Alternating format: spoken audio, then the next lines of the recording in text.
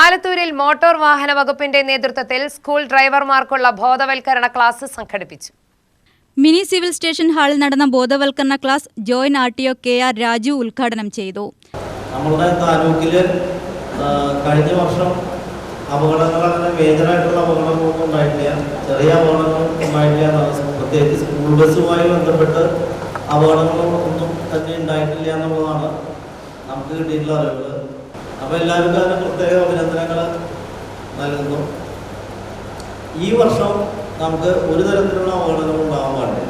അപ്പോൾ അതിനു വേണ്ടിയിട്ട് എല്ലാവരും തന്നെ ഒന്നും കൂടി ഊർജിതമായിട്ട്, നമുക്ക് സ്പീഡിന് വലിയ പ്രാധാന്യമില്ല അല്ലേ, സ്പീഡല്ല നമുക്ക് വേണ്ടത്. നമ്മുടെ കുഞ്ഞു മക്കൾ വളരെ സേഫായിട്ട് നമ്മുടെ മക്കളെ പോലെ അല്ലെങ്കിൽ നമ്മുടെ കൊച്ചുമക്കളെ പോലെയുള്ള രീതിയിൽ അവരെ കൈകാര്യം ചെയ്യാനായിട്ടുള്ള പക്വതയും സ്നേഹത്തോടു കൂടിയുള്ള പെരുമാറ്റവുമാണ് അവർക്ക് നൽകേണ്ടത്. അതെല്ലാം തന്നെ ഉണ്ടെന്നറിയാം. അതുകൊണ്ടാണ് കഴിഞ്ഞ വർഷം നമുക്ക് നമ്മുടെ താലൂക്കിൽ അപകടങ്ങളൊന്നും തന്നെ ഇല്ലാതെ മുന്നോട്ട് കൊണ്ടുപോകാൻ സാധിച്ചിട്ടുള്ളത്.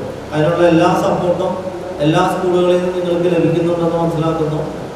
ഞങ്ങളുടെ ഭാഗത്തുനിന്ന് പരിപൂർണമായ സപ്പോർട്ട് ഉണ്ടായിരിക്കും.